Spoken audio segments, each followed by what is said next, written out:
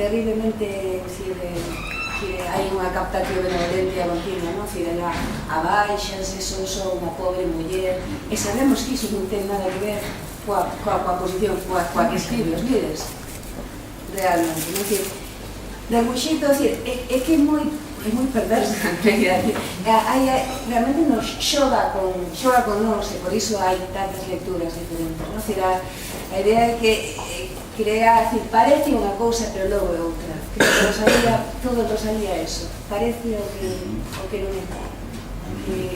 E o que adoita ser algo moito máis forte, máis visionario no tempo. En este caso dá a impresión de que é o de que aterei.